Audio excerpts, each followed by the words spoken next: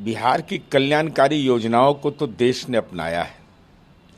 बहुतेरे ऐसे कार्यक्रम हैं जो माननीय नीतीश कुमार जी के व्यक्तित्व से प्रभावित होकर, उनकी कार्यप्रणाली से प्रभावित होकर आने वाली पीढ़ी के सपने को संजोने के लिए कार्यक्रम किया गया।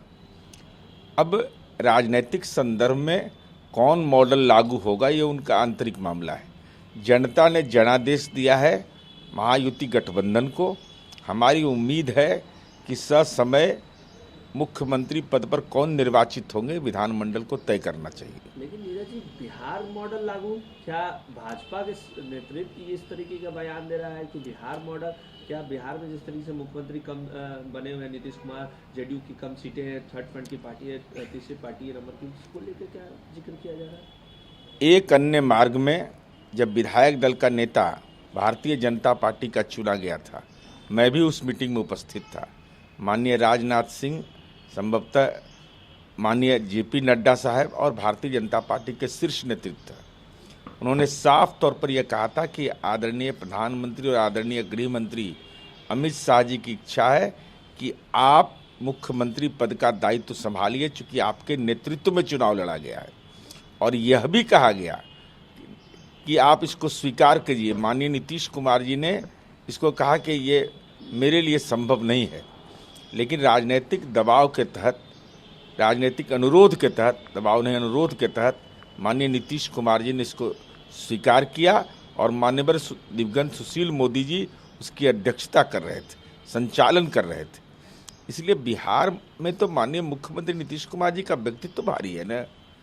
तो बिहार मॉडल तो देश भर में अपनाया जाता है, लेकिन कल्याणकारी योजनाओं में अब राजनीतिक मॉडल को किस संदर्भ में कौन देखते हैं वो जाने। तालकटोरा स्टेडियम में संविधान दिवस कार्यक्रम में कांग्रेस के राष्ट्रीय अध्यक्ष मल्लिकार्जुन खड़गे ने कहा कि SC, ST, OBC गरीब समुदाय के लोगों का वोट बर्बाद होने वाला है। EVM को अलग रखें, हमें EVM नहीं चाहिए, हमें बैलेट पेपर पर वोट चाहिए। अखिल भारतीय कांग्रेस पार्टी के राष्ट्रीय अध्यक्ष मल्लिकार्जुन खड़गे को यह राजनीतिक ज्ञान तब होता है जब वो सत्ता से हट जाते हैं। EVM आज से तो संचालित है नहीं।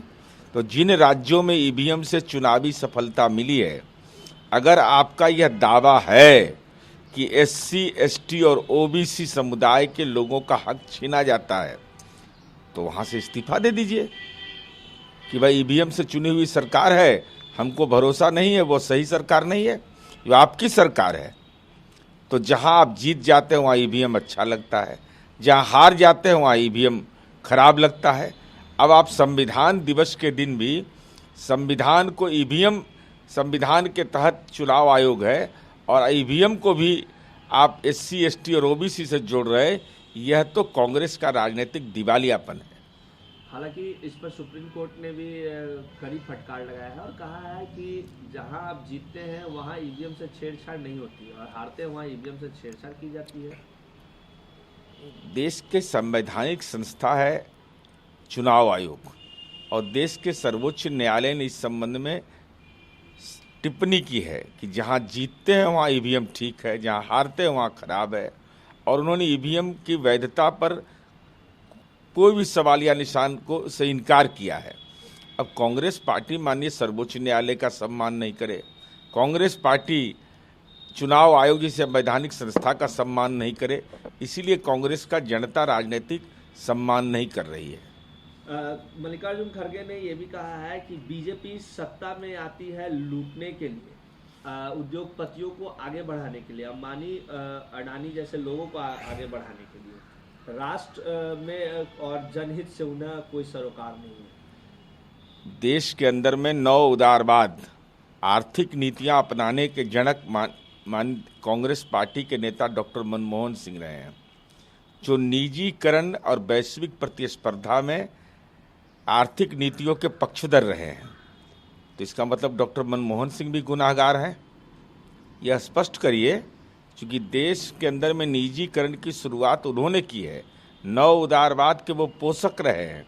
अब ऐसी स्थिति में जब देश के अंदर में न्यायपालिका है, सर्वोच्च न्यायालय है, जिस मामले में केंद्र सरकार को कोई हस्तक्षेप करने का अधिकार नहीं है, तो पार्लियामेंट से लेकर करके विभिन्न जगहों पर इस मुद्दे की चर्चा करके आप चर्चा में रह सकते हैं, लेकिन कानून में कोई जगह नहीं है।